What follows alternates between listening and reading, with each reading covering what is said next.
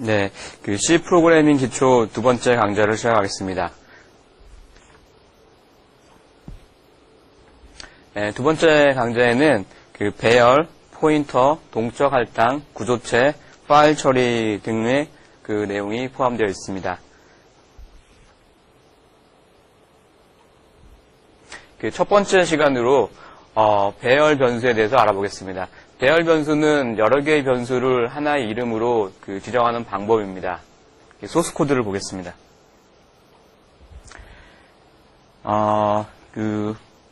int a1, int a2, a3 이렇게 변수를 세 개를 선언하고요. 각 변수의 1, 2, 3을 각각 할당을 했습니다. 자, 이때 %d printf의 %d 옵션을 이용해서 출력을 해보면 1, 2, 3이 이렇게 나오게 됩니다. 자, 여기서 가만히 보면은 이제 이런 부분들이 똑같은 형태가 반복되는 것을 볼 수 있는데 배열 변수를 사용하면 편리하게 코드를 작성할 수가 있습니다. 다음 페이지 보시면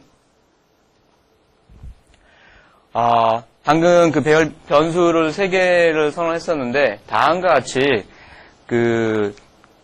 대괄호를 사용해가지고 A, 대괄호, 숫자 3, 가로 닫고, 요렇게 변수를 선언을 할 수가 있는데, 요런 변수를 우리는 배열 변수라고 얘기를 합니다. 그러니까 앞에서 A, 1, 2, 3이라고 해서 메모리를 할당한 것처럼, 이렇게 해도 똑같이 메모리 3칸을 우리가 할당을 받을 수가 있습니다. 자, 이때, 여기 대괄호 안에 들어가는 숫자를 우리는 첨자라고 부릅니다. 첨자. 자, 이렇게 선언된 변수에다가 값을 넣는 방법은 바로 밑에 나와 있듯이 A, 그 다음에 대괄호, 첨자, 대괄호 닫고, 라고 이제 써줍니다. 자, 이때 이제 주의할 점이 하나 있는데요. 이 첨자는, 여기 3이라고 있을 때 0부터 시작해서 A0, A1, A2까지가 가능하게 됩니다. 그래서 반드시 첨자가 0부터 시작된다라는 점을 꼭 기억을 하셔야 돼요. 자, 이때 printf를 앞에서는 3번에 걸쳐서 작성을 했었는데 이 똑같은 형태이기 때문에 반복문을 쓸 수가 있습니다. for i는 0부터 3까지 i는 i 플러스 1이라고 해주고 printf %d a의 ai. 자, 이때 여기 첨자에는 숫자가 아니고 i라고 해서 변수를 쓸 수 있다라는 것입니다. 그래서 이 변수를 쓸 수 있기 때문에 이와 같이 반복문을 이용해서 편리하게 똑같은 일을 처리를 할 수가 있습니다. 배열 변수의 특징을 살펴보도록 하겠습니다. 자, 이렇게 int a3이라고 배열을 선언을 하면 오른쪽과 같이 메모리가 잡힙니다. 자, 이때 메모리가 잡힐 때 중요한 점이 연속으로 잡힌다라는 것입니다. 자, 오른쪽 볼까요? 오른쪽에 보면은 메모리를 그려놓은 것인데 왼쪽에 100, 104, 108 이렇게 써놓은 것은 메모리의 번지를 표시한 것입니다. 그리고 오른쪽에 A0, A1, A2라고 써놓은 것은 배열 변수 각 하나하나가 이 위치에 할당됐다라는 것을 표시를 하고 있습니다. 자, 이때 보통 번지는 100, 101, 102 이렇게 가야 되는데 요 한 줄이 또 세부적으로 4칸이라는 가정하에서 100, 101, 102, 103, 그 다음에 104. 요건 4칸이니까 108 이렇게 표시를 해놨습니다. 자, int는 4바이트를 할당하는 녀석이죠. 그래서 이 경우에 뭐요? 4바이트짜리를 몇 개를 연속으로 할당합니까? 3개를 연속으로 할당합니다. 그래서 그림과 같이 3줄이 나왔고 각각을 오른쪽에 표시를 해 놨습니다.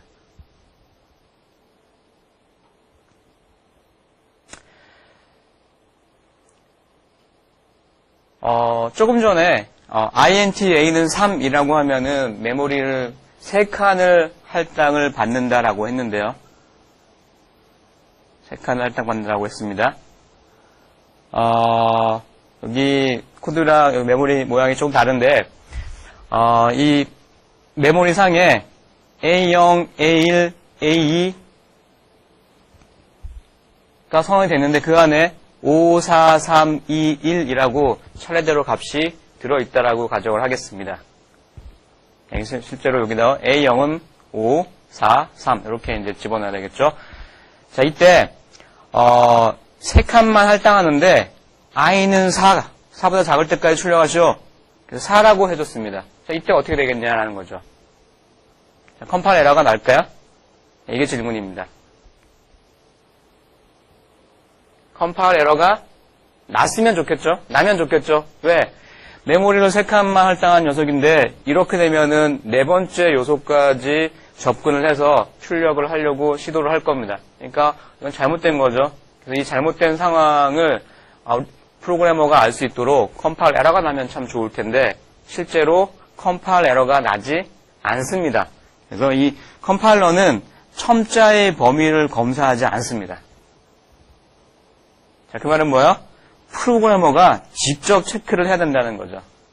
자, 그래서 실제로 이거는 전혀 컴파일 에러가 없고 만약에 메모리에 이런 식으로 들어있었다면 프로그램을 실행했을 때 5, 4, 3, 2까지 출력이 될 겁니다.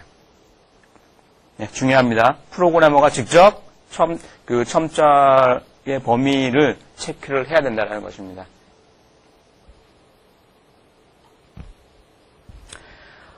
배열 변수의 초기화에 대해서 알아보겠습니다. 일반 변수 int b, b는 1 이렇게 변수를 선언하고 난 다음에 초기화를 할 수도 있고 다음과 같이 int b는 1 그러니까 선언과 동시에 그 초기화를 할 수도 있습니다. 자, 배열 변수도 마찬가지로 배열 변수를 선언하고 그다음에 각각의 값을 넣어서 초기화를 시킬 수가 있습니다. 자, 마찬가지로 선언을 하면서 값을 넣을 수도 있는데요. 자, 이때 그 중괄호를 사용합니다. 중괄호를 써서 1, 2, 3이라고 해주면 위에랑 똑같은 결과를 얻을 수가 있습니다. 자, 이때 여기 할당 연산자인데요. 이 할당 연산자는 그 할 때 연산자를 기준으로 왼쪽부터 보는 것이 아니고 오른쪽부터 보게 돼 있죠. 그래서 이 오른쪽을 보면은 1, 2, 3 그래가지고 원소가 3개라는 것을 알아낼 수가 있습니다. 자, 그래서 그 다음 줄처럼 이 원소가 3개라는 걸 알 수 있기 때문에 굳이 여기다가 3이라고 쓰지 않아도 된다라는 거예요. 그래서 여기 첨자 3을 이때 생략을 할 수가 있습니다.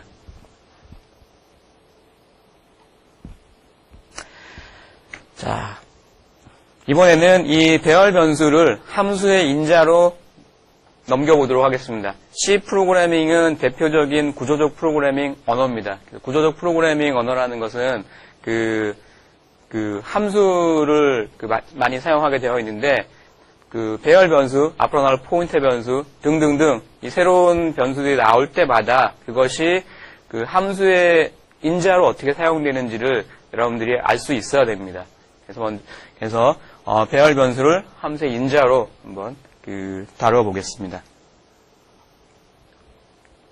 자, 소스 코드를 보면 이미 봤던 거죠.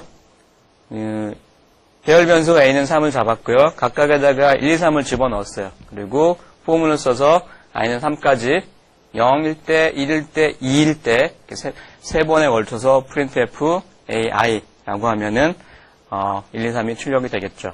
자, 그래서 이 부분, 요 파란색으로 해놓은 이 부분, 그 배열 변수의 내용을 출력하는 이 부분을 함수로 바꾸어 보도록 하겠습니다.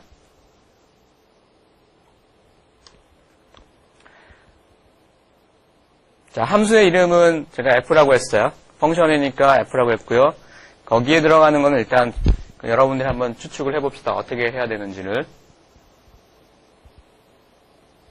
예, 들어가는 내용 자체는 앞에서 봤던 INTI 폼은 넣어주면 되겠죠.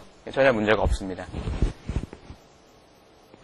그리고 메인에서 함수를 호출하는 부분은 f라고 써주고 여기다가 적당한 값을 넣어주면 되겠죠.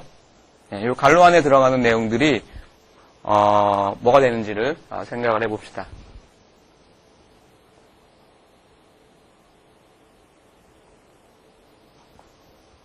자, 먼저 여기 메인에서 이 갈로 안에는 A를 넣어주면 되겠죠. 예. 여기다가 A0, A1, A 이렇게 넣어주면은 그 배열 변수를 쓰는 의미가 없죠. 그래서 여기다가 배열 변수의 이름인 A만을 여기다 넣어줍니다. 자, 그러면 여기 A 넣어줬으니까 여기 대응되는 것도 A를 받아올 수 있어야 되겠죠?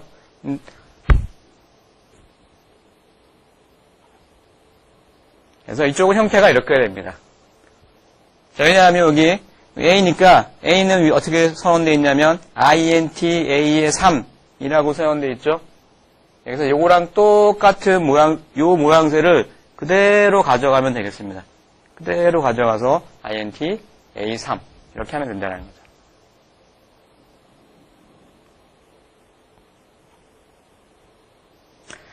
아까 그 배열 변수를 선언과 동시에 초기화를 시켰을 때 오른쪽에 있는 1, 2, 3을 보고 3개구나 라는 걸 알 수 있기 때문에 첨자를 생략할 수 있다라고 했습니다. 자, 이때도 마찬가지로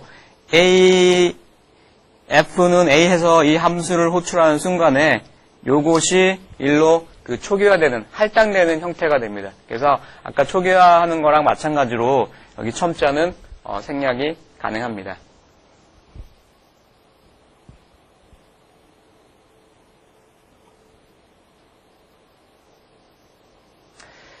자, 이렇게 짜놓고 보니까 어때요? 여기 코드상에 3이라고 들어가 있기 때문에 이 F라는 함수는 요소가 3개인 녀석에 한해서만 동작을 하는 거죠. 범용성이 전혀 없습니다. 그래서 이 3이라는 값을 변수로 좀 대치를 하면은 좋겠죠. 어떻게 하면 될까요? 예, 다음과 같이 해줍니다. 여기, 함수의 인자를 하나 더 만드는 거죠. 그래서 여기 3개니까 3이라고 넣어주고, 3이라는 거는 int죠. int 형태니까 그 모습 그대로 가지고 와서 intn이라고 해줍니다. 그리고 이때 3 대신에 n을 갖다 쓰면 되겠죠.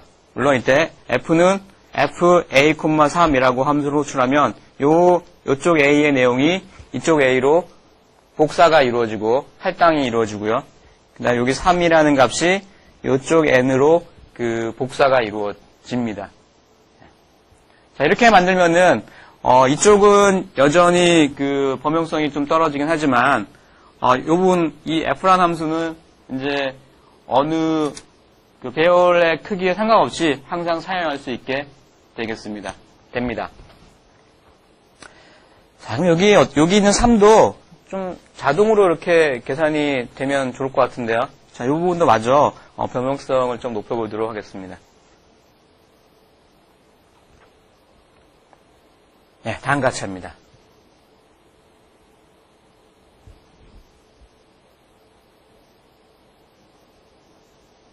우리가 C 프로그래밍 기초 1에서 나왔던 함수인데요. size of라는 함수가 있습니다. 이 size of는 어떤 주어진 변수의 메모리 크기를 알려줍니다. 몇 바이트냐라는 것을 알려줍니다. 그래서 size of A. 그럼 몇 바이트입니까?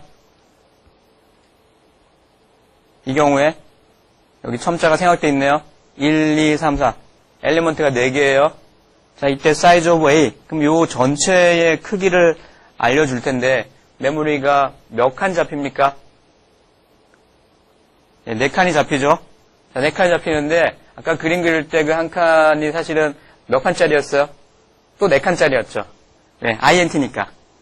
그래서 int니까 4바이트짜리가 지금 하나, 둘, 셋, 넷 4개가 잡혀 있답니다.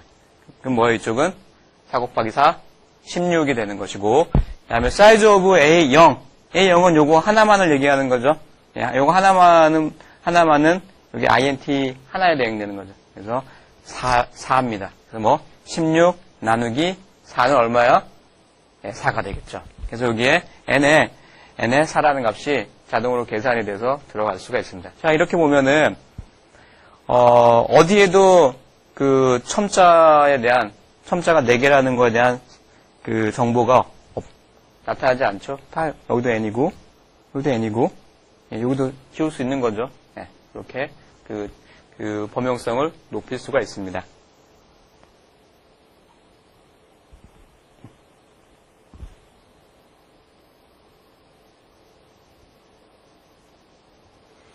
size of에 대한 함수는 이전에 설명이 됐었는데, char인 경우에 대해서 그림을 그려보면 다음과 같습니다. 1, 2, 3, 4, 4개, 엘리먼트가 3개, 요소가 4개죠? 여기는 4가 생략되어 있는 거고요. 그러니까 A의 크기는 4칸이고, 그 다음에 A0의 크기는 요거 한 칸이겠죠. 그래서 나누게 하면 4가 됩니다.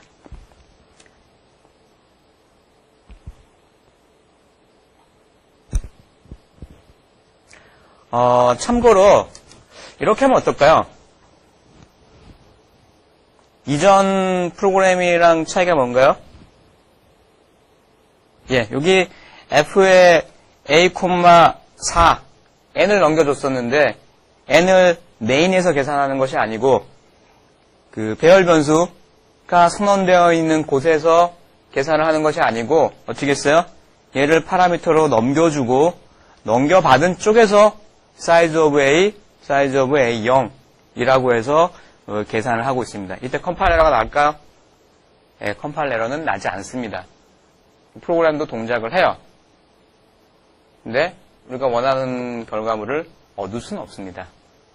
그래서 실제로 그 배열이 선언되어 있는 여기에서 이 계산을 하면 4가 나오는데 이쪽에서는 다른 값이 나옵니다. 그래서 이렇게 하면 안 됩니다. 그래서 궁금하죠? 그 이유는 6장의 포인터와 배열의 관계에서 그 설명을 들을 수가 있습니다.